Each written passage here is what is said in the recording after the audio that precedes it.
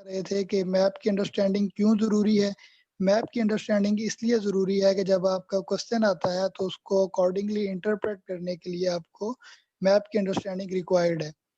Map की understanding में हमने ये बात की थी कि सबसे पहले आप मैप को समझने के लिए एक लाइन ड्रॉ कर लेते हैं या एक प्लस का सिंबल ड्रॉ करते हैं मैप के ऊपर। इसकी जो अपर साइड है ये नॉर्दर्न साइड होती है, नॉर्थ के बिल्कुल अपोजिट में साउथ, एस से मैं उसको रिप्रेजेंट कर रहा हूँ। राइट साइड पे ईस्ट और ईस्ट के टोटली अपोजिट साइड पे वेस्ट। ठीक है जी, ये की होती है, ये बेसिकली आपको समझाने के लिए मैप के मैंने सेंटर में ड्रॉ कर लिया, अदरवाइज ये एक साइड पे स्मॉल से ग्राफ की तरह पे एक साइड पे दी जाती है। अच्छा, की क्यों रिक्वायर्ड है या मैप की अंडरस्टैंडिंग क्यों रिक्वायर्ड है? जब आपका लेट्स सपोज क्वेश्चन आता है कि what are the rising tension in the South Asia region, तो अगर आपको साउथ एशिया रीजन का नहीं पता तो आप उस क्वेश्चन को अटेम्प्ट नहीं कर सकते। ठीक है, तो इसी तरह हम इसको डिस्कस करते हैं वन बाय वन। आपके मैप के ऊपर जो कॉन्टिनेंट्स गिवन है इनके रीजनिंग किस तरह से की जाएगी। लेट्स सपोज हम साउथ एशिया की बात करते हैं, तो एशिया के सेंटर में एक लाइन ड्रॉ करते हैं। लाइन का जो अपर पार्ट होगा that would be northern part of Asia, और जो इसके लोअर पार्ट होगा डेट इज साउथ एशिया। तो अब अगर आपका क्वेश्चन आता है कि साउथ एशिया रीजन में क्या टेंशन है, तो इसका मतलब है कि वो इस रीजन के बारे में आपसे पूछ रहा है और आपने इसके बारे में सवाल अटेम्प्ट करने हैं। ठीक है, इसी तरह अब अगर आप इसको मैप को फर्दर इलेबोरेट करते हैं तो एशिया के साथ आप देखें आपको यूरोप का कॉन्टिनेंट नजर आ रहा है। ठीक है, तो एशिया कहाँ यूरोप कहाँ फॉल करता है जी? यूरोप बेसिकली एशिया के वेस्टर्न रीजन में फॉल करता है। ठीक है, या नॉर्थ वेस्ट रीजन में फॉल करता है। अगर आपसे कोई पूछे कि अफ्रीका कहाँ फॉल करता है, तो जी अफ्रीका आपको कह सकते हैं कि एशिया के साउथ वेस्ट रीजन में फॉल कर रहा है। ठीक है, ऑस्ट्रेलिया का कोई पूछे तो ऑस्ट्रेलिया जी आपके ईस्ट साउथ रीजन में फॉल कर रहा है। ठीक है, और यहाँ पे अगर आप देखें तो आपको नॉर्थ अमेरिका और साउथ अमेरिका लिखा हुआ नजर आ रहा है। इसको भी अगर आप देखें, एक लाइन ड्रॉ कर लें सिंपली, तो लाइन का जो अपर पार्ट है डेट इज नॉर्थ अमेरिका और जो लाइन से लोअर पार्ट है डेट इज साउथ अमेरिका। ठीक है, तो इस तरह से जब आपका क्वेश्चन आता है तो ये चीजें आपको हेल्पफुल होती हैं, और अगर आप अपने पेपर में ये मैप बना सकें तो ये आपको एक्स्ट्रा मार्क्स देने में हेल्पफुल होता है। ठीक है जी, इसके अलावा हमने सिलेबस को देखा था। अब हम अपने एक टॉपिक की तरफ चलते हैं। जो टॉपिक हम आज डिस्कस करेंगे जी डेट वुड बी पाक चाइना रिलेशंस।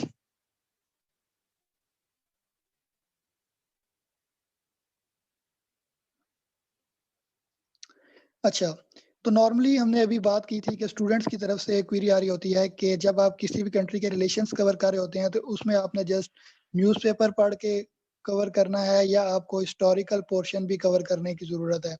तो उसमें हमने बात की है कि आपके जो सिलेबस है उसकी फर्स्ट लाइन में ये गिवन है कि आपको हिस्टोरिकल डाटा को इंटरप्रेट करके अपनी करंट जो सिचुएशन है या जो करंट इश्यूज हैं उनको आपने एलेबोरेट करना होता है। तो इसलिए हम अपने रिलेशंस को किसी भी कंट्री के साथ जब पढ़ेंगे तो हम उसको हिस्टोरिकल डाटा के साथ प्रूव करेंगे और उसके साथ फिर जो करंट सिनेरियो है उसको हम डिटेल में देखेंगे। ठीक है, और उसकी बेसिस पे हम ये भी इंटरप्रेट करेंगे कि इनके फ्यूचर क्या होगा। ठीक है, तो सबसे पहले हम बात करेंगे जी पाक चाइना रिलेशंस की। पाक चाइना रिलेशंस, पाकिस्तान ने इंडिपेंडेंस गेन की 1947 में और चाइना ने इंडिपेंडेंस गेन की 1949 में। तो उस टाइम से अब तक दोनों कंट्रीज के स्मूथ रिलेशंस चलते आ रहे हैं, लेकिन उससे पहले हम एक दो चीजें और देख लेंगे। वो ये हैं कि जब पाकिस्तान और चाइना आज़ाद हुए तो उस time recently World War Two end हुई थी। ठीक है, वर्ल्ड वॉर टू जो थी ये बेसिकली 1939 में स्टार्ट हुई थी और 1945 में जाके ये एंड होती है। वर्ल्ड वॉर टू के अंदर यूनाइटेड स्टेट्स ऑफ अमेरिका और रशिया, ये दोनों स्टेट्स जो मेजर प्लेयर्स थी ये एक दूसरे के अलाइड थे। ठीक है, एक दूसरे को ये सपोर्ट कर रहे थे। लेकिन जब वर्ल्ड वॉर टू एंड होती है तो उसके बाद इन दोनों कंट्रीज के दरमियान यानी कि रशिया के दरमियान और यूएसए के दरमियान एक पावर रिफ्ट स्टार्ट होती है। दोनों कंट्रीज की ये कोशिश थी कि वो वर्ल्ड के ऊपर डोमिनेट करें, या आप ये कह सकते हैं कि सुपर पावर बनने के लिए दोनों के दरमियान एक रेस स्टार्ट हो जाती है। तो इस रेस को हम बेसिकली कोल्ड वॉर का नाम देते हैं, ठीक है। नॉर्मली कोल्ड वॉर का जब नाम आता है तो स्टूडेंट के ज़हन में ये चीज़ आ रही होती है, जो बिगनर्स हैं उनके ज़हन में ये चीज़ आ रही होती है जी कि कोई ऐसी जंग होगी जो सर्दियों में लड़ी गई होगी, ठीक है। तो कोल्ड वॉर डजंट मीन्स के war fought in the winter, but it means के एक ऐसी जंग जिसमें दोनों पार्ट्स या दो कंट्रीज यानी कि यूएसए और रशिया 1 टू 1 डायरेक्ट जंग नहीं लड़ते, बल्कि एक ठंडी वॉर या कोल्ड वॉर, एक यानी कि इनडायरेक्ट किस्म की वॉर जो है वो एक दूसरे के अगेंस्ट लड़ रहे होते हैं।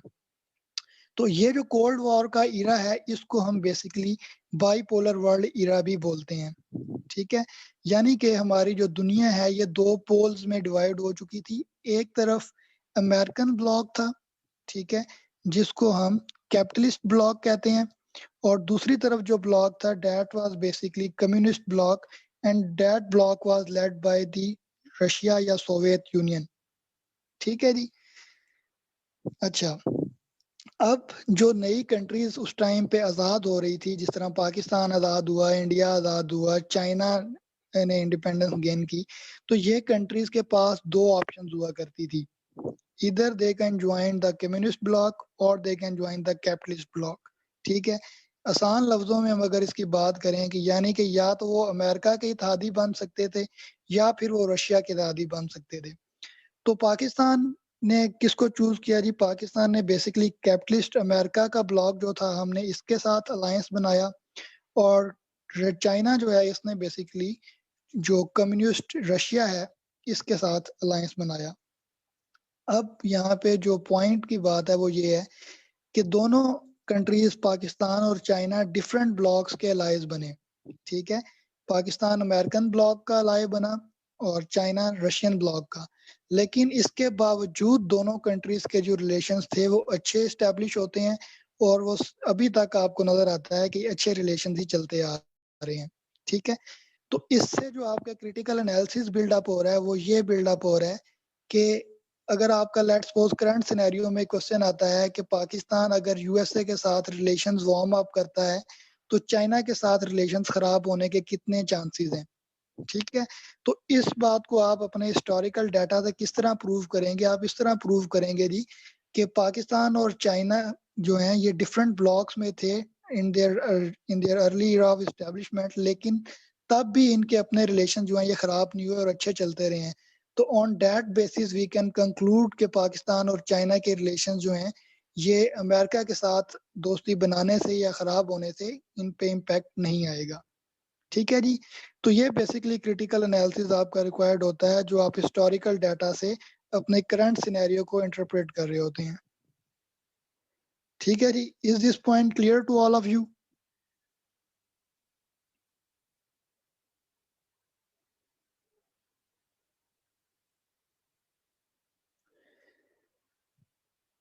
जी, वीवो 1907 आप कह रहे हैं कि बाईपोलर वर्ल्ड क्या है? बाईपोलर वर्ल्ड बेसिकली वर्ल्ड जो है दो ब्लॉक्स में डिवाइड हो चुका था। एक तरफ अमेरिकन ब्लॉक था जिसको हम कैपिटलिस्ट ब्लॉक कहते हैं, और दूसरी तरफ रशियन ब्लॉक था जिसको हम कम्युनिस्ट ब्लॉक कहते हैं। तो जो कंट्रीज अमेरिका के साथ दे रही थी वो एक तरफ थी और रशियन का जो साथ दे रही थी वो दूसरी साइड थी। तो इसको हम बाईपोलर वर्ल्ड कहते हैं, यानी कि दो पोल्स में वर्ल्ड डिवाइड हुआ हुआ था, ठीक है जी। अच्छा, उसके बाद जो अगली चीज आती है जी कि पाकिस्तान और चाइना के रिलेशंस को अच्छे एस्टेब्लिश करने में जिस चीज ने इम्पोर्टेंट रोल प्ले किया that was basically the settlement of boundary issues, ठीक है। जब कोई भी नए मुल्क वारदे वजूद में आते हैं तो उनको अपनी बाउंड्रीज डिफाइन करनी होती हैं, ठीक है। इसी तरह पाकिस्तान और चाइना ने अपनी बाउंड्रीज के इश्यूज जो थे उनको एमिकेबली रिजॉल्व करने के लिए एक बाउंड्री कमीशन बनाया। 1959 में इस कमीशन ने काम शुरू किया और 1962 तक इसने अपना काम कंप्लीट कर लिया, और जो भी बॉर्डर की डिवीजन थी वो दोनों कंट्रीज ने पीसफुली उसको डिवाइड किया अपने बॉर्डर्स को और दोनों कंट्रीज के दरमियान स्मूथ रिलेशन एस्टेब्लिश हुए। कॉन्ट्रेरी टू इट, चाइना के जो बाउंड्री के इश्यूज थे विद इंडिया वो स्मूथली रिजॉल्व नहीं हो पाते, तो जिसकी वजह से क्या होता है कि दोनों कंट्रीज के दरमियान वॉर होती है। That war is known as Sino Indo war. जी, तो साइनो इंडो वॉर बेसिकली 1962 में होती है। इसमें बेसिकली चाइना और इंडिया के दरमियान बाउंड्री डिस्प्यूट्स के ऊपर वॉर हुई थी और वही बाउंड्री डिस्प्यूट्स आपको आज भी चाइना और इंडिया के दरमियान नजर आते हैं। ठीक है, तो दूसरा पॉइंट जो आपके क्रिटिकल एनालिसिस में वो आता है, ये आता है कि अगर आपने किसी कंट्री के साथ अपने रिलेशन स्मूथली इस्टेब्लिश करने हैं तो उसके साथ आपको अपने बॉर्डर एरियाज जो हैं वो एमिकेबली रिजॉल्व कर लेने चाहिए, या बॉर्डर इश्यूज को आपने उनकी बॉर्डर की डिमार्केशन जो है वो आपको पीसफुली कर लेनी चाहिए। ठीक है जी, पाकिस्तान और इंडिया की अगर आप एग्जांपल ले लें तो पाकिस्तान और इंडिया की जो बॉर्डर की डिवीजन है, रेड क्लिफ अवार्ड जब हुआ था तो वो भी दोनों कंट्रीज को एक्सेप्टेबल नहीं है, जिसकी वजह से आज तक भी दोनों के रिलेशंस जो हैं वो अच्छे एस्टेब्लिश नहीं हो रहे। अच्छा, तो जब साइनो इंडो वॉर होती है 1962 में, अब वर्ल्ड क्योंकि बाइपोलर था तो इसमें बेसिकली इंडिया को जो सपोर्ट मिलती है that was provided by Britain, France and USA. ठीक है, इंडिया को इन्होंने क्यों सपोर्ट किया जी? क्योंकि इंडिया चाइना के अगेंस्ट लड़ा था और चाइना जो था ये कम्युनिस्ट ब्लॉक का पार्ट था। ठीक है, और दूसरी तरफ चाइना जो था जी, इसको किसने सपोर्ट किया? इसको रशिया ने सपोर्ट किया और उसके साथ साथ पाकिस्तान ने सपोर्ट किया। पाकिस्तान ने क्यों सपोर्ट किया?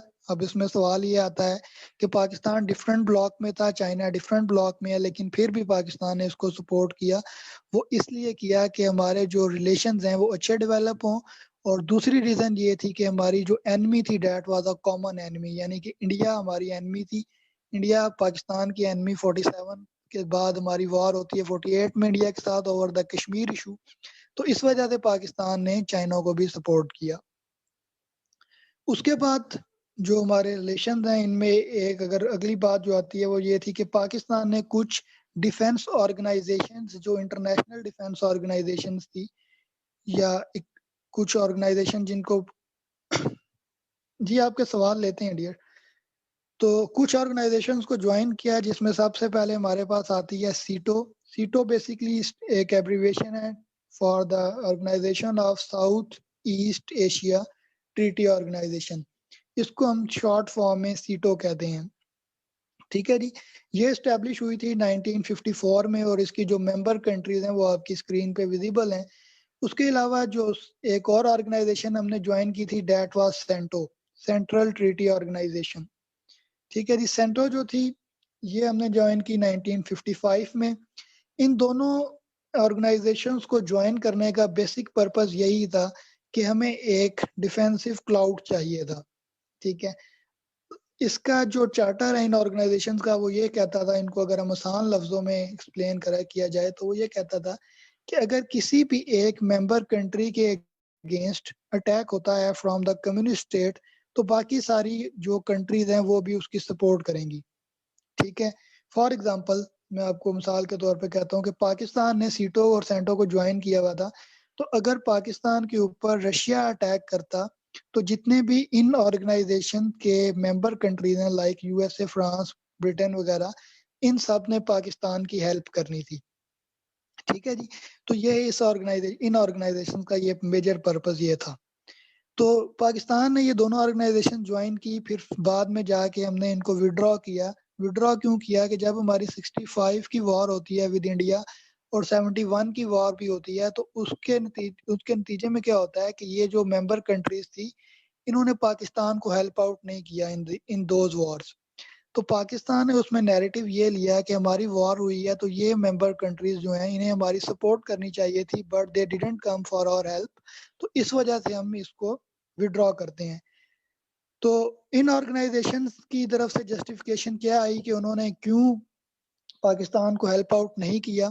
इनकी तरफ से ये नैरेटिव आता है कि जी ये ऑर्गेनाइजेशंस का जो चार्टर था वो ये था कि अगर कम्युनिस्ट कंट्री को ये अटैक करेगी मेंबर्स के अगेंस्ट तो हेल्प के लिए आया जाएगा, लेकिन इंडिया क्योंकि ना ही कम्युनिस्ट ब्लॉक का पार्ट है और ना ही वो कोई कम्युनिस्ट कंट्री है। तो इस वजह से हम लोग पाकिस्तान की हेल्प नहीं करते। तो फिर पाकिस्तान ने भी अल्टीमेटली कहा कि अगर आपने हमारी हेल्प नहीं करनी तो then we should not stay in your organization, और फिर अल्टीमेटली हमने 73 में और 79 में इन दोनों ऑर्गेनाइजेशन से विड्रॉ भी कर लिया। There were some other reason as well, लेकिन मेजर जो चीज थी वो यही थी। ठीक है जी। उसके बाद इंडो पाक वॉर होती है 65 में। इंडो पाक वॉर में भी क्योंकि चाइना के ऑलरेडी इंडिया के साथ एक वॉर हो चुकी थी, तो जब पाकिस्तान की इंडिया के साथ वॉर हुई तो चाइना ने हमें डिप्लोमेटिक सपोर्ट भी प्रोवाइड की और उसके साथ साथ मिलिट्री सपोर्ट भी प्रोवाइड की। ठीक है जी। इसके साथ साथ हमने कराकोरम हाईवे 1959 में चाइना के साथ एक रोड लिंक इस्टेब्लिश करने के लिए एक हाईवे बनानी शुरू की 59 में, जो कि कंप्लीट होती है जाके 1979 में। इस कराकोरम हाईवे के बनने के साथ पाकिस्तान और चाइना दोनों आपस में कनेक्टेड हो गए और दोनों की ट्रेड जो है वो थ्रू लैंड रूट इस्टेब्लिश हो गई। उसके बाद जी 71 की वॉर होती है। 71 की वॉर में पाकिस्तान को चाइना ऐसा ओपनली सपोर्ट नहीं कर सका कुछ मिलिट्री पॉइंट ऑफ व्यू से, लेकिन चाइना की तरफ से हमें डिप्लोमेटिक सपोर्ट मिलती है और उसकी जो क्लियर एग्जांपल है, क्लियर मैनिफेस्टेशन है, वो हमें मिलती है पाकिस्तान के जो कैदी बना लिए गए थे, प्रिजनर्स ऑफ वॉर थे 71 के, उनको रिहा करने में चाइना ने बड़ा एक इम्पोर्टेंट रोल प्ले किया। ठीक है जी। काफी सारे हमारे लोग राउंड अबाउट 70,000 जो थे वो इंडिया की और बांग्लादेश की जेलों में कैदी बना लिए गए थे। तो चाइना की तरफ से इंटरनेशनल लेवल पे ये प्रेशर दिया गया कि अगर इंडिया और बांग्लादेश उनका के प्रिजनर्स ऑफ वॉर्स को रिहा नहीं करेंगे तब तक हम इसको बांग्लादेश को रिकॉग्नाइज नहीं करेंगे। ठीक है। तो इस तरह से फिर एक इंटरनेशनल प्रेशर भी बना और उसके अलावा कुछ और चीजें भी थी, शिमला एग्रीमेंट भी हो गया। तो इन चीजों के साथ साथ फिर डिप्लोमेटिक प्रेशर बनने के साथ वो हमारे कैदी रिहा हुए। ऑल्दो बांग्लादेश हमसे अलहदा हो गया, लेकिन हमारे जो प्रिजनर्स ऑफ वॉर थे वो वापस आ गए। ठीक है जी। यहाँ तक आप सबको क्लियर है? अगर आपका कोई क्वेश्चन है यहाँ तक तो यू कैन आस्क, फिर हम आगे चलते हैं।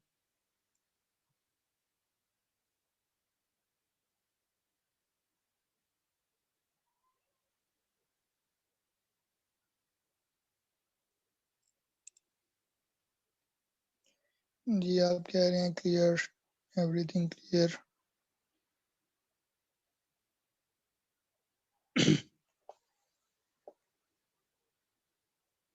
ठीक हो गया जी।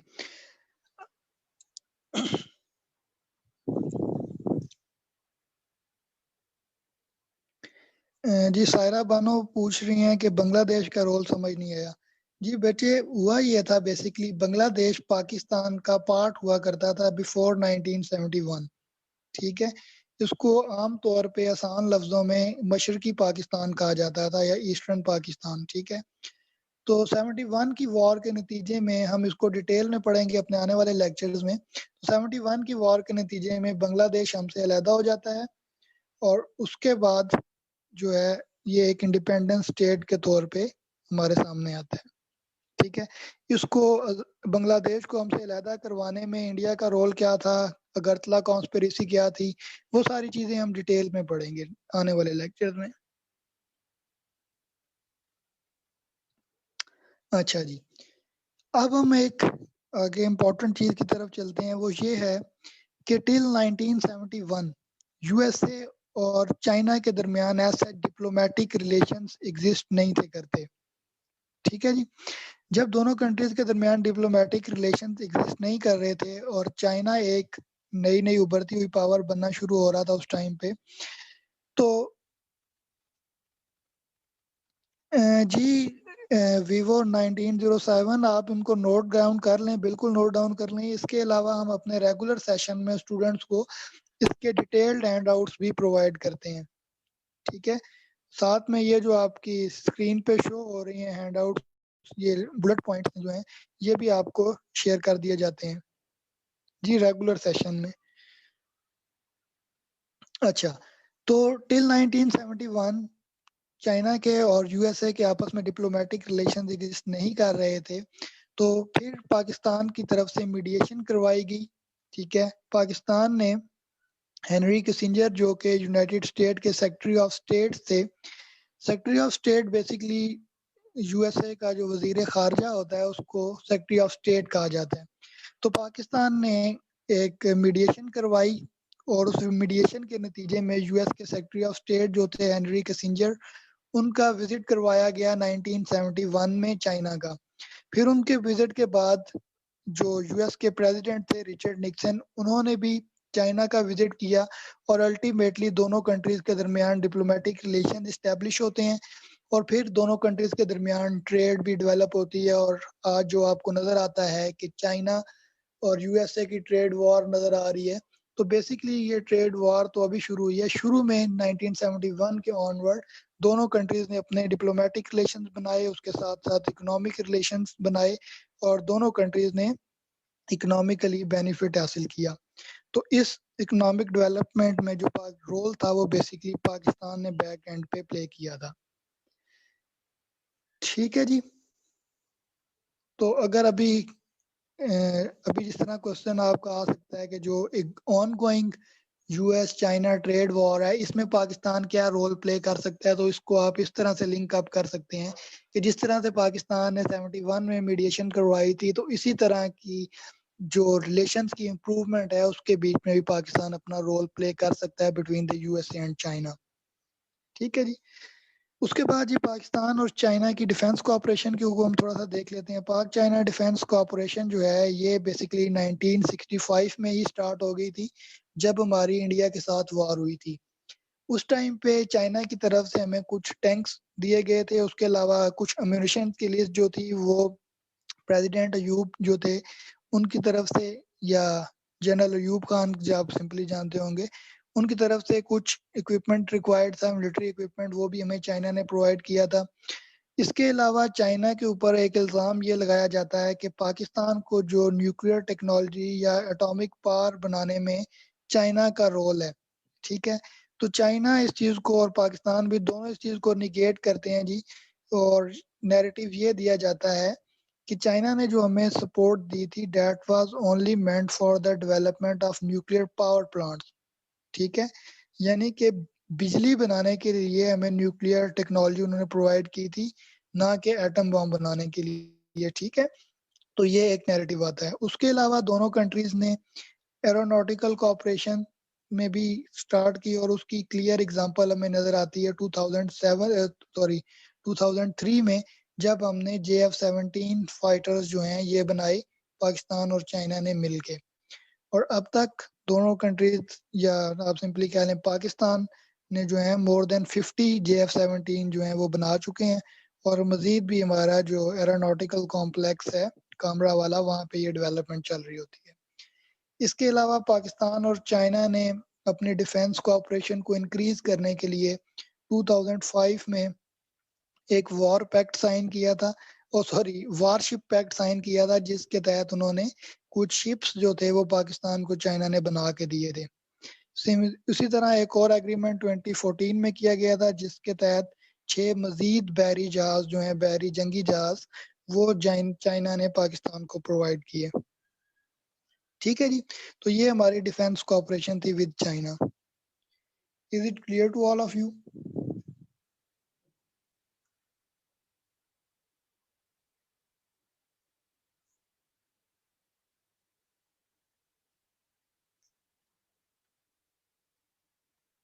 ठीक है जी। उसके बाद जी पाक चाइना इकोनॉमिक टाइज की बात करें। पाक चाइना इकोनॉमिक टाइज जो हैं ये तो अर्ली 50s में ही हमारे एस्टेब्लिश हो गए थे, लेकिन इनमें जो मेजर ब्रेक थ्रू आता है that was from with the signing off free trade agreement. Pakistan और चाइना ने 2006 में एक फ्री ट्रेड एग्रीमेंट साइन किया। Free trade agreement doesn't mean कि आपकी जो ट्रेड है वो फ्री ऑफ कॉस्ट होगी। ठीक है। फ्री ट्रेड एग्रीमेंट का मतलब ये होता है कि जिन चीज़ों के बारे में आपने एग्रीमेंट किया है उन पे आप कस्टम ड्यूटी नहीं लगाते, या अगर लगाते भी हैं तो एक मिनिमम सी ड्यूटी लगाई जाती है, ना कि जो हमारे WTO के स्टैंडर्ड्स के मुताबिक वो। ठीक है जी। तो एक एग्रीमेंट साइन किया गया जी 2006 में, फ्री ट्रेड एग्रीमेंट, जिसके तहत दोनों कंट्रीज ने टैरिफ रिड्यूस किए डिफरेंट प्रोडक्ट्स के ऊपर। इस ट्रेड एग्रीमेंट से पहले दोनों कंट्रीज के दरमियान जो ट्रेड का वॉल्यूम था डेट वाज $4 बिलियन।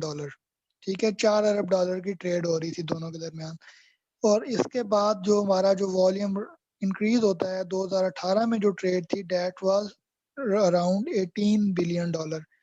ठीक है जी, तो $18 अरब की जो ट्रेड थी दोनों कंट्रीज के दरमियान हो रही थी। आल्दो इस ट्रेड में जो मेजर एक्सपोर्ट थी वो चाइना की तरफ से ही हो रही थी, लेकिन पाकिस्तान इसमें इम्पोर्टिंग एंड पे था। लेकिन फिर भी ये एग्रीमेंट दोनों कंट्रीज के दरमियान कंक्लूड हुआ था। इसकी जो रिसेंट जो पीएम इमरान खान जब रिसेंटली चाइना गए थे लास्ट ईयर, तो उन्होंने इनकी इस जो फ्री ट्रेड एग्रीमेंट है इसको रीनिगोशिएट किया था और कहा था कि पाकिस्तान की जो एक्सपोर्ट्स हैं वो चाइना के साथ बढ़ाई जाएंगी। ठीक है, तो वो उसकी फ्रेश वर्जन आया।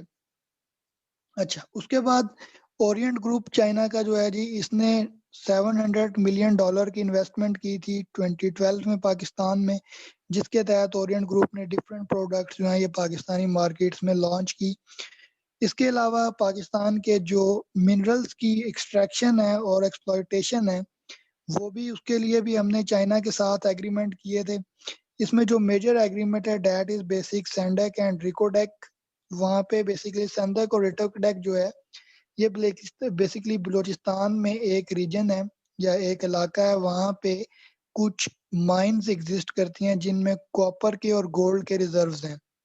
ठीक है, तो इन रिजर्व्स को एक्सट्रैक्ट करने के लिए पाकिस्तान एक एग्रीमेंट साइन किया था चाइना के साथ, जिसको 2017 में रिन्यू किया गया था या एक्सटेंड किया गया था for another period of 5 years. ठीक है जी, अब आपका यहाँ पे नॉर्मली जो ज़हन में बात आ रही होती है इंसान के, वो ये आती है कि पाकिस्तान ने चाइना को ये क्यों दिया है, खुद खुद ये गोल्ड क्यों नहीं निकाल रहे। अगर जी आपका सवाल लेते हैं, तो चाइना के साथ कॉन्ट्रैक्ट क्यों किया, खुद से गोल्ड एक्सट्रैक्ट क्यों नहीं करे। तो डियर उसका जवाब ये है कि बेसिकली हमारे पास वो टेक्नोलॉजी अवेलेबल नहीं है कि जिसके थ्रू हम खुद से ये मिनरल्स की एक्सप्लॉयटेशन या एक्सट्रैक्शन कर सकें। इसकी आप एग्जांपल ये देखें कि अगर आप एक पानी की बोरिंग करवा रहे होते हैं तो उसमें अगर पत्थर आ जाए तो वो तोड़ना आपके लिए मुसीबत बन जाता है। तो जहाँ पे आपको कॉपर की या इस तरह की जो हार्ड मिनरल्स हैं उनको जब आपने एक्सट्रैक्ट करना है तो उसके लिए आपको काफ़ी सोफिस्टिकेटेड जो टेक्नोलॉजी है वो रिक्वायर्ड है, जो कि हमारे पास अवेलेबल नहीं है। तो इस वजह से फिर हमें जो डेवलप कंट्रीज हैं लाइक चाइना, यूएसए, रशिया वगैरह, इनके साथ किसी के साथ हेल्प चाहिए थी कि वो आके इनको एक्सट्रैक्ट करें। जी, दूसरी बात ये कि ऐसा कोई पहाड़ नहीं है कि जिसके अंदर सोना का पहाड़ है वहां से जाके सोना उठा के ले आए। बेसिकली माइंस हैं जिनके अंदर कॉपर के जो रिजर्व्स हैं वो एग्जिस्ट करते हैं, और उसी कॉपर के साथ फिर गोल्ड भी कुछ कुछ क्वांटिटी उसकी एग्जिस्ट करती है। ये नहीं कि पूरा पहाड़ जो है वो सोने का पहाड़ हो। ठीक है जी, जब आप कॉपर को एक्सट्रैक्ट कर रहे होते हैं तो वहां पे आपको साथ में गोल्ड के रिजर्व्स भी मिलते हैं। लाइक इसकी यार मिसाल इस तरह आप दे सकते हैं कि जब आप कोला एक्सट्रैक्ट करते हैं, कोल एक्सट्रैक्ट कर रहे होते हैं, तो वहां पे आपको डायमंड के कुछ रिजर्व भी मिल जाते हैं। ठीक है, तो इसी तरह आपको कॉपर में गोल्ड के रिजर्व मिल रहे होते हैं। ठीक है जी, is it clear to all of you? जी, इसके अलावा पाकिस्तान और चाइना ने चाइना पाकिस्तान इकोनॉमिक कॉरिडोर के लिए एग्रीमेंट किया है। उसको हम एक सेपरेट टॉपिक के तौर पे सीपैक को पढ़ेंगे डिटेल में। उसके अलावा लाहौर की ऑरेंज ट्रेन चाइना के थ्रू डेवलप की गई चाइनीज कंपनी ने। ये जो जोंग का आपका सेलुलर नेटवर्क है ये भी चाइनीज ओरिजिनेटेड है। इसके अलावा जो एक मेजर डेवलपमेंट है that is on the Diamer Bhasha dam. ठीक है जी, ये एक डैम है that would be producing 4500 megawatt of electricity. ठीक है, और इसके साथ साथ ये जो हमारा तरबेला डैम है इसकी लाइफ को भी 35 ईयर्स के तक ज्यादा इंक्रीज कर देगा या एक्सटेंड कर देगा। ठीक है जी, तो ये भी चाइनीज कंपनीज जो हैं और स्टेट स्पॉन्सर्ड कंपनीज जो हैं वो इसको डेवलप करेंगी। तो this was some historical and relevant things related to the Pak China relations. इसके बाद जो एक मेजर चीज आती है that is the China Pakistan economic corridor. ठीक है जी, यहाँ तक आपका कोई सवाल है तो आप पूछ लें।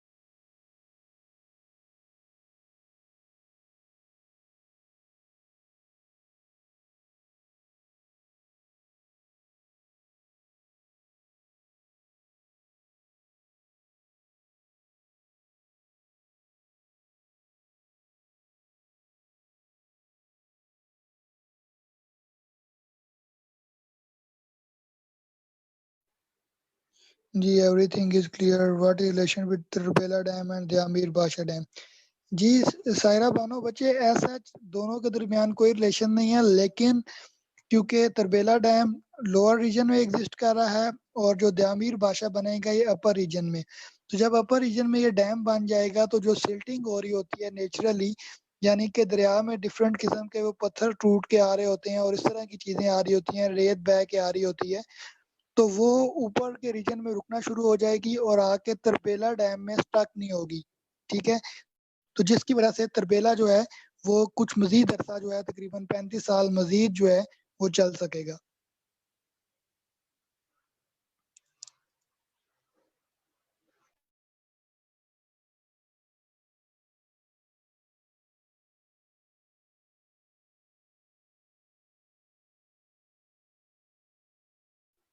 अच्छा जी, इसके बाद जो हमारे पास आते हैं that is China Pakistan economic corridor. CPEC पिछले काफी सालों से एक इम्पोर्टेंट टॉपिक के तौर पे कम्पिटिटिव एग्जाम में देखा जा रहा है। इसके ऊपर क्वेश्चन भी आ जाता है, समटाइम्स ऐसे में भी ये आता रहा है। तो सीपैक बेसिकली क्या है? जी डियर, आवाज क्लियर है आपको?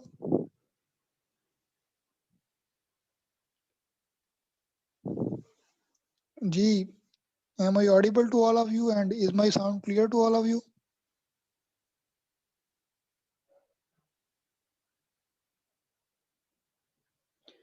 जी बच्चे, बाकी स्टूडेंट्स को क्लियर है? आप काइंडली अपना नेटवर्क चेक कर लें। अच्छा जी, तो China Pakistan economic corridor basically क्या है? ये बेसिकली चाइना का एक इनिशिएटिव है one belt and one road का, उसका ये एक पार्ट है। ठीक है जी, बेसिकली ये जो चाइनीज इनिशिएटिव है ये किस लिए है? ये बेसिकली चाइनीज जो इनिशिएटिव है, सॉरी, ये एंशियंट सिल्क रोड जो था उसको रिवाइव करने के लिए एक चाइना की तरफ से एफर्ट की जा रही है। ठीक है, एंशियंट सिल्क रोड कहा था, एंशियंट सिल्क रोड या सिल्क रूट जिसको आप कहते हैं वो कहा था बेसिकली ईस्ट और वेस्ट, यानी कि जो मशरकी इलाके हमारा यानी कि चाइना वाला रीजन और वेस्टर्न पार्ट यानी कि यूरोप जो है, इसकी जब पास्ट में यानी कि हिस्टोरिकल इराज में जब ट्रेड हुआ करती थी, तो उस टाइम पे जो रास्ता इस्तेमाल हुआ करता था उसको सिल्क रोड कहा जाता था या सिल्क रूट कहा जाता था। सिल्क रूट या सिल्क रोड इसको क्यों नाम दिया जाता है? बेसिकली उस टाइम पे जो मेजर कमोडिटी थी जिसकी ट्रेड हो रही होती थी दैट वाज सिल्क। ठीक है, ईस्टर्न और वेस्टर्न जो लोग थे वो आपस में सिल्क की ट्रेड करते थे, तो जिसकी वजह से इसका नाम भी सिल्क रोड या सिल्क रूट पड़ गया। ये रोड कौन सा था? ये आपको मैप पे जो रेड लाइन नजर आ रही है, जी ये जो रेड लाइन चाइना की तरफ से आपको यूरोप की तरफ जाती हुई नजर आ रही है, basically this was the ancient silk road या सिल्क रूट। अब इसको रिवाइव किया जा रहा है चाइना की तरफ से और इसको सी रूट्स और लैंड रूट्स को आपस में कनेक्ट किया जाएगा। ठीक है, ताकि यूरोप के साथ और बाकी जो वर्ल्ड के पार्ट्स हैं उनके साथ ट्रेड की जा सके। तो पहले ये सिंपली एक लाइन थी जो रूट था, लेकिन अब ये आपको डिफरेंट ब्रांचेस आपको नजर आ रही हैं चाइना के। आप देखें, एक मिनट इसको मैं एनोटेट करता हूँ तो ज्यादा क्लियर हो जाएगा। जी, ये देखें जी, ये चाइना के यहाँ पे एक रूट बनेगा, ये एक कॉरिडोर ये बनेगा, दूसरा कॉरिडोर ये बेसिकली 6 कॉरिडोर बनेंगे। जिस तरह चाइना पाकिस्तान इकोनॉमिक कॉरिडोर एक कॉरिडोर है, चाइना का basically belt and road initiative के तहत ये प्लान है कि वो इस तरह के 6 कॉरिडोर्स बनाए और इस पूरे रीजन को कनेक्ट किया जाएगा। ठीक है जी? तो ये जो है मॉडर्न सिल्क रोड या जो अभी चाइना का recent one belt one road का इनिशिएटिव है, वो ये है। ठीक है जी? अब इस पे हम बात करते हैं कि वो कौन से कॉरिडोर्स हैं जो चाइना बनाएगा। तो इसकी जो डेफिनेशन आती है वन बेल्ट वन रोड की, वो बेसिकली आपकी स्क्रीन पे मैंने रिफ्लेक्ट कर दी है। ये बेसिकली एक सिंपली एक कनेक्शन है यूर एशियन लैंड ब्रिज, यानी कि यूरोप और एशिया के दरमियान एक कनेक्शन बनाया जाएगा जिसके थ्रू वो ट्रेड कर सकेंगे, रेलवे लिंक्स बनाए जाएंगे, हाईवेज बनाई जाएंगी, ऑयल और गैस की पाइपलाइंस बनाई जाएंगी और डिफरेंट प्रोजेक्ट्स जो हैं वो लगाए जाएंगे। ठीक है? इसमें एक चीज जो थोड़ी सी ट्रिकी है वो ये है, वन बेल्ट और वन रोड में इसमें जो बेल्ट का वर्ड है या रोड का जो वर्ड है ये यूज होता है बेसिकली सी रूट्स के लिए, और बेल्ट का जो है वो लैंड रूट्स के लिए। ठीक है? मैप पे आता हूँ, ज्यादा क्लियर हो जाएगा। यानी कि ये जो रेड लाइंस हैं खुश्की के ऊपर आपको नजर आएंगी, ये बेसिकली इनको बेल्ट का नाम दिया जाता है, और जो ब्लू लाइंस हैं इनको रोड का नाम दिया जाता है। हालांकि होना तो उल्टा चाहिए कि जो रोड जमीन पे है वो रोड होनी चाहिए, लेकिन इसका उल्टा नाम है थोड़ा सा। तो ये इसमें एक थोड़ी सी ट्रिकी चीज है एमसीक्यूज के पॉइंट ऑफ व्यू से। ठीक है जी? अब हम आगे चलते हैं। तो जी इसमें वन बेल्ट वन रोड के तहत चाइना क्या करना चाह रहा है जी, चाइना 6 कॉरिडोर्स बनाएगा। इसमें सबसे पहला जो है दी यूर एशियन लैंड ब्रिज, यानी कि यूरोप और एशिया के दरमियान एक लैंड ब्रिज बनाया जाएगा। उसके अलावा अगला जो कॉरिडोर बनेगा that is China Mongolia and Russia. इसके बाद जो तीसरा कॉरिडोर बनेगा that is China central Asia and west Asia. उसके बाद चाइना इंडो चाइना, उसके बाद सी पैक हमारे वाला, और last is Bangladesh China India Myanmar. ठीक है जी? ये आपको मैप के ऊपर डॉटेड लाइंस की फॉर्म में भी नजर आ रहा है।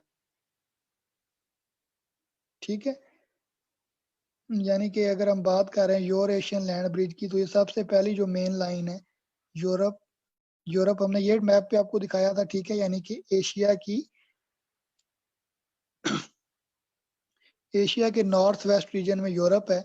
तो यूरोप के साथ जो लैंड रूट बनेगा, ये सबसे पहला हमारा corridor Eurasian land bridge. उसके बाद चाइना मंगोलिया वाला, अगर ये आपको जब लेक्चर प्रोवाइड कर दिया जाएगा तो ये चीज बड़ी होके आपको ज्यादा क्लियर हो जाएंगी। ठीक है? उसके बाद चाइना मंगोलिया और रशिया, फिर सेंट्रल एशिया की जो स्टेट्स हैं यहाँ पे, यानी कि ताजिकिस्तान, कजाकिस्तान, इन सब के साथ एक ब्लॉक, फिर हमारा चाइना पाकिस्तान इकोनॉमिक कॉरिडोर, और उसके बाद ये बांग्लादेश वाला कॉरिडोर। ठीक है जी? तो ये कॉरिडोर्स बनाने का चाइना का प्लान है। इनमें कुछ कॉरिडोर्स के ऊपर काम शुरू हो चुका है और कुछ में फ्यूचर में चाइना का प्लान है स्टार्ट करने का। जी सायरा बानो, आपको स्क्रीन शो हो रही होगी, मेरी वीडियो नहीं शेयर हो रही होगी, यानी कि आपको मेरी स्क्रीन शो हो रही होगी। जी is my screen visible to all of you?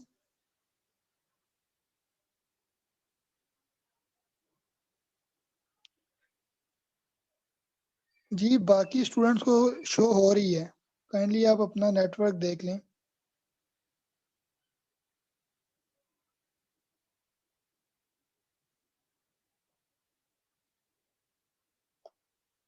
अच्छा जी, ठीक है।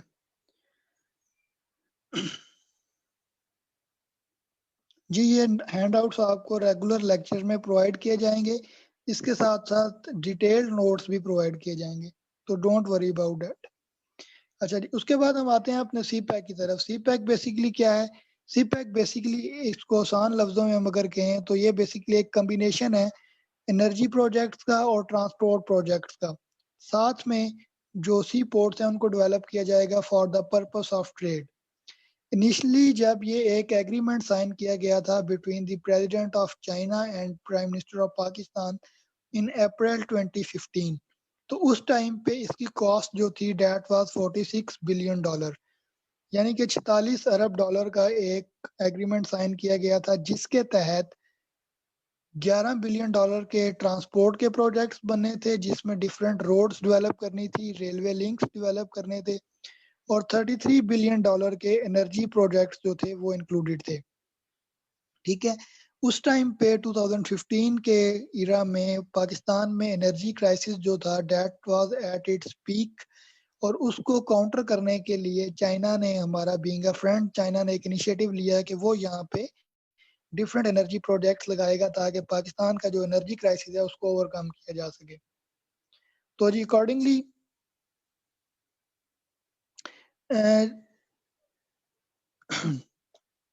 अच्छा, उसके बाद जी हमने 33 बिलियन डॉलर के प्रोजेक्ट्स लगाए, जिनमें से कुछ प्रोजेक्ट्स जो हैं वो कंप्लीट हो भी चुके हैं, जिसकी एग्जांपल हमारे पास पोर्ट कासिम का पावर प्लांट है। वहाँ पे पोर्ट कासिम के रीजन में 2 हमने मेगा पावर प्लांट्स लगाए। ये हर प्लांट जो है डेट इज 660 मेगावाट ईच, और 1320 मेगावाट ये इलेक्ट्रिसिटी प्रोड्यूस कर रहे हैं। ठीक है जी, उसके बाद हबको का एक प्लांट लगाया गया 1320 मेगावाट का, ये भी इलेक्ट्रिसिटी प्रोड्यूस कर रहा है। उसके बाद साहिवाल का पावर प्रोजेक्ट जो है, और कुछ और पावर प्रोजेक्ट्स जो हैं ये कंप्लीट हो चुके हैं, और कुछ जो हैं वो मजीद कंप्लीट होने वाले हैं। ठीक है जी, तो ये इसकी वजह से आपको अब एनर्जी क्राइसिस जो है काफी हद तक मिटिगेट होता हुआ नजर आ रहा है। जो 16-16, 18-18 घंटे की लोड शेडिंग थी वो कम होकर 2-3 घंटे तक आ चुकी है। ठीक है जी, तो that are basically the fruits of CPEC. उसके बाद अगली चीज जो आती है जी कि पाकिस्तान के लिए इसमें अपॉर्चुनिटीज क्या हैं। कुछ लोग इसको ये कहते हैं जी कि ये एक दूसरी एक नई किस्म की ईस्ट इंडिया कंपनी होगी, यानी कि जब ब्रिटिशर्स आए थे तो वो भी इसी तरह इकोनॉमिक डेवलपमेंट करने के लिए आए थे, और बाद में फिर उन्होंने सब कॉन्टिनेंट को अपनी कॉलोनी बना लिया। तो कुछ लोगों का बेसिकली नैरेटिव यही है कि चाइना भी ये करने ना जा रहा हो। जी सर, 1 आवर का लेक्चर बहुत होता है। जी अब्दुल वाजिद साहब, ठीक है, हम इसको कंक्लूड करते हैं। अच्छा जी, तो उसके बाद जी हम इसमें देखते हैं कि ऐसी बात नहीं है, इसको हम आगे अपने लेक्चर में, नेक्स्ट लेक्चर में डिटेल में देखेंगे कि क्या सीपैक एक अनदर ईस्ट इंडिया कंपनी की एग्जांपल बन सकता है या नहीं बन सकता, इनको हम डिटेल में देखेंगे। फॉर द टाइम बीइंग हम इसकी अपॉर्चुनिटीज आपकी स्क्रीन पे, जी आप लोग बोर तो नहीं हो रहे, थक तो नहीं गए यार?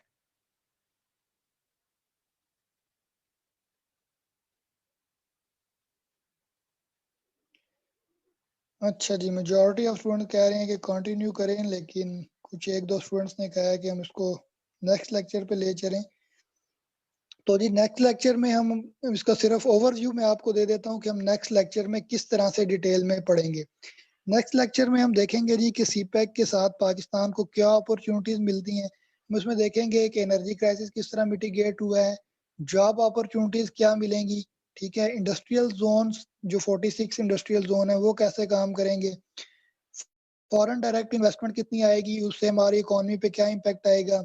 उसके बाद हम देखेंगे कि जी किस तरह से सीपैक के साथ आने के साथ हमारी यूएसए के ऊपर जो डिपेंडेंसी है वो खत्म होगी, इकोनॉमिक स्टेबिलिटी किस तरह आएगी, पॉवर्टी एलिविएट किस तरह होगी, यानी कि गुर्बत में किस तरह कमी आएगी, किस तरह से पाकिस्तान यूरोप के साथ एक्सेस हासिल कर सकेगा थ्रू सीपैक।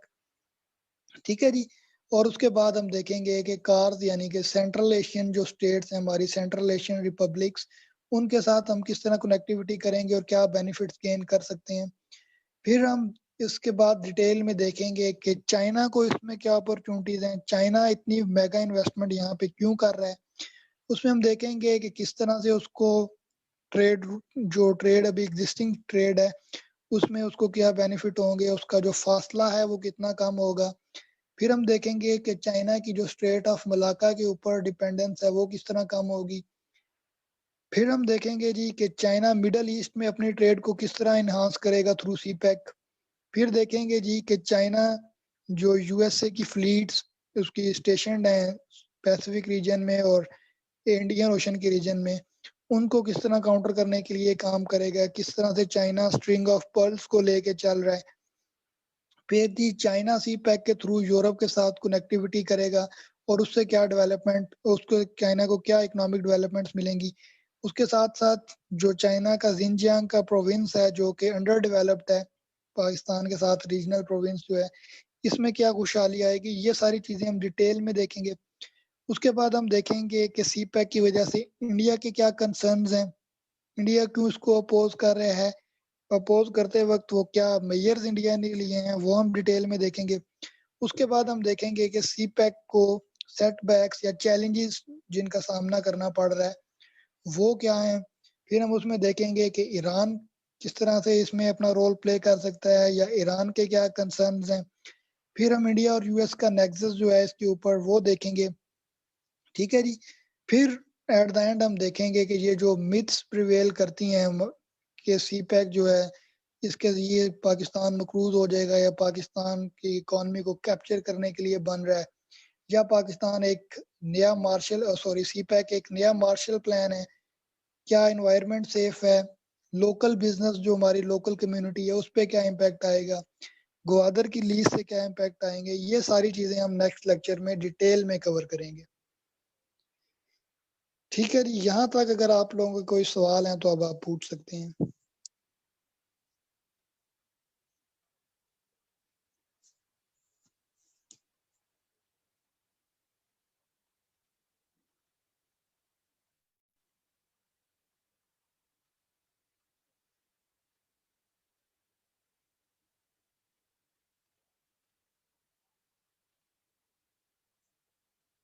जी डियर, मैं आपको बार बार बता रहा हूँ कि आपको नोट्स मिलेंगे, ये हैंडआउट्स बुलेट फॉर्म में शॉर्ट नोट्स की तरह मिल जाएंगे और इसके साथ आपको पीडीएफ की फॉर्म में डिटेल्ड नोट्स मिल जाएंगे। ठीक है, तो इसकी टेंशन आप ना लें, नोट्स आपको रेगुलर लेक्चर में मिलते हैं। जी नोट्स किस तरह से बनाए जाएं, नोट्स डियर अभी आप अगर बिगनर हैं तो आप अपने लेंथी नोट्स बना सकते हैं, डिटेल्ड नोट्स। फिर उसके साथ आप अपनी बुलेट फॉर्म में एक एक डेढ़ डेढ़ पेज के नोट्स बनाएं। वो किस लिए आपको रिक्वायर्ड है, वो इसलिए रिक्वायर्ड है कि जब आप पेपर्स के दिन आपके करीब आते हैं तो आपको रिवीजन के लिए जितने आपके कॉम्पैक्ट या प्रिसाइज किस्म के नोट्स होंगे उतना आपके लिए इजी होगा, क्योंकि एक दिन में दो दो पेपर होते हैं और आपके लिए ये पॉसिबल नहीं होगा कि आप पूरे पूरे रजिस्टर जो हैं वो रिवाइज कर सकें। तो उस टाइम पे आपको ये जो बुलेट फॉर्म में बनाए हुए नोट्स हैं ये हेल्प आउट करेंगे। जी अस्सलाम वालेकुम dear student, Qasim sahab, thank you so much for your lecture. Doctor Asad here. अच्छा, थैंक यू सर। आप मेरी आवाज सुन रहे हैं जी? Dear students, am I audible to you? जी कासिम साहब, आपको मेरी आवाज आ रही है? जी sir, you are audible. Okay जी। अच्छा जी, आपको बताते चलें कि कल आपका सेशन जो है वो जनरल साइंस एंड एबिलिटी का होगा और इसी आईडी से इसी टाइम पे आपने अटेंड करना है। Try to join the session in time, ठीक है जी। और ये अनाउंसमेंट ही थी जो आपको बताना था। ठीक है कासिम साहब, कैरी ऑन प्लीज। जी ठीक है, थैंक यू सर। अच्छा जी, दीदार अली कह रहे हैं कि नोट कैसे हम हासिल कर सकते हैं। जी डियर, इसमें यह है कि वंस यू पे योर फी तो आप एडमन को बताते हैं कि आपने अपनी फी पे कर दी है, उसके बाद वो आपको नोट्स जो है आपके व्हाट्सएप के नंबर पे पीडीएफ की फॉर्म में सेंड करते हैं। जी एवेल्युएशन के लिए आप अपना जो वर्क है वो पेपर पे अटेम्प्ट करेंगे, उसके बाद हम आपको एक प्रोसीजर बताएंगे कि आपने उसको किस तरह से हमें सेंड आउट करना है और फिर हम आपको उसको एवेल्युएट